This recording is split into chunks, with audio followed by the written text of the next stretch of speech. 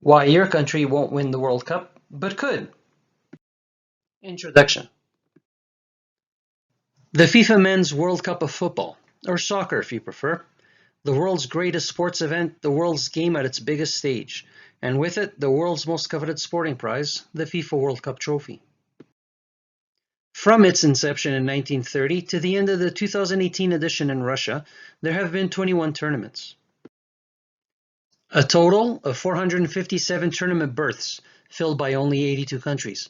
Of those 82 countries, a mere 13 have made it to the final match, and of those 13, only 8 have ever been able to lift the trophy. The Select 8. Uruguay, twice. Italy, 4 times. Brazil, 5 times. Germany, and the former West Germany, 4 times. England, once. Argentina, twice. France, twice. And Spain, once. The unlucky 5 to have reached the final match and not won are Czechoslovakia in 1934 and 1962, Hungary in 1938 and 1954, Sweden in 1958, the Netherlands in 1974, 1978, and 2010, and last but not least, Croatia in 2018. It is interesting to note that in the 14 tournaments since 1962, only 2 non-World Cup winning countries have made it to the final match. An additional 11 countries have made it to the semi-final stage. The USA, Yugoslavia, Chile, Portugal, Poland, Turkey, and Belgium, reaching as high as 3rd place, while Austria, the USSR, Bulgaria, and South Korea have reached 4th place. With the qualifying process for the upcoming 2022 World Cup now completed, of the 32 participants, only 1 has never qualified before, that being the host country, Qatar. And 15 of the participants have previously reached the semi-final stage. So if you're from one of the other 203 FIFA countries, or 187 United Nations members, to have never won the World Cup, this begs the question, what does your country have to do to win the World Cup, or even reach the Final Four? What is the secret recipe that the Select 8 possess that no one else seems to have? What are the key ingredients that they've used? And how much of each ingredient is needed? Our thesis. Our thesis is that there is a unique mix of indicators that can explain the success of the Select 8, and that any other country from China to the Cook Islands could focus on to improve their chances of qualification, competing in, and ultimately winning the World Cup. And in improving those chances, each country would, as a side effect, improve its quality of life. Proper urban planning, it turns out, is closely related with success, much closer than the latest football ideology, technological innovation, or athletic training protocol. What use is favoring a tiki-taka style when your players don't have access to proper nutrition or are constantly late to practice due to traffic congestion caused by poor infrastructure? But more on that later. This video series will be divided into 3 sections.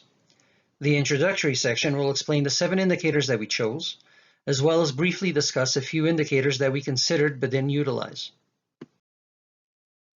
The interpretation section will analyze different countries' chances of winning the World Cup by dividing all FIFA and United Nations member nations into contenders, pretenders, the hopeful, and the participants.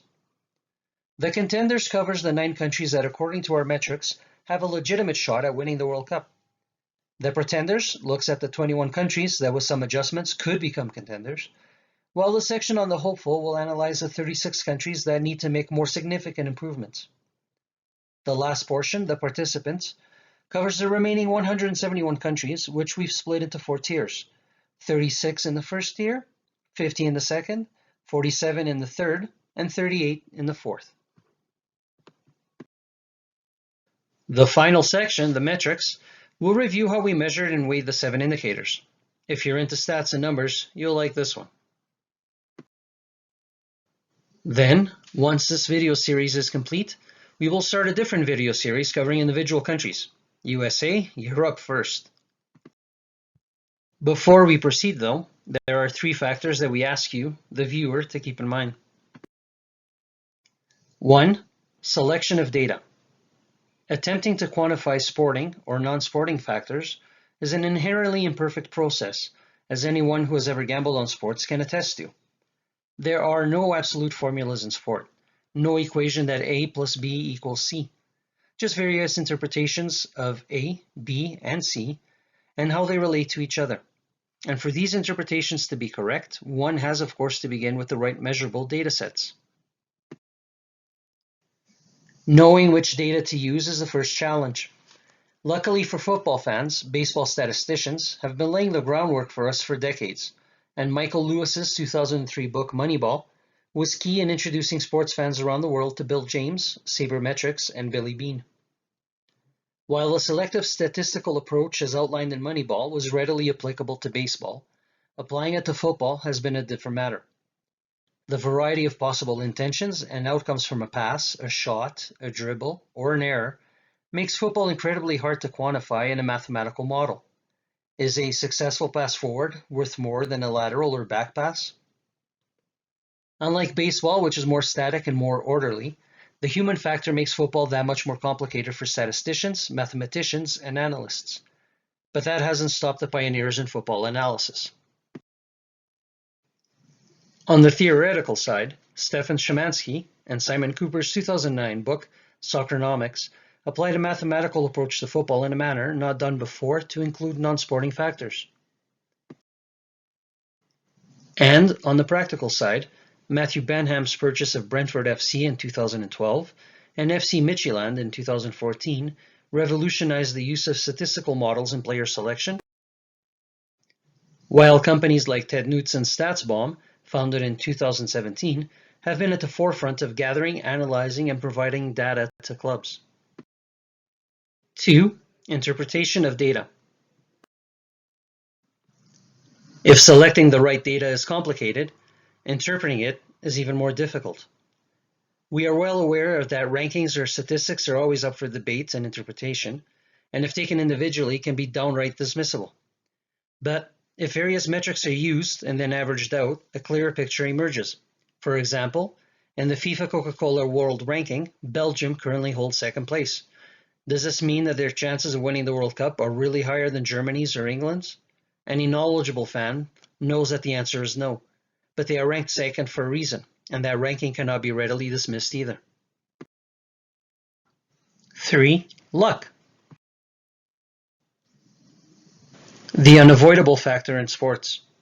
How many times has a team outplayed, outworked, and outchanced an opponent only to lose the game anyway? How many dominant teams have had shots hit posts and crossbars, taken slight deflections, and ended up losing the game? Offside calls not given, bad refereeing, or events that could have never been predicted. How do you quantify luck? Especially as we're not talking about a league where statistical anomalies average themselves out over the course of a season. In a tournament, anything can and does happen. Ask Germany about Jeff Hurst's second goal in the 1966 final, ask England about Maradona's hand of God, or ask Ghana about Luis Suarez's goal line robbery in 2010.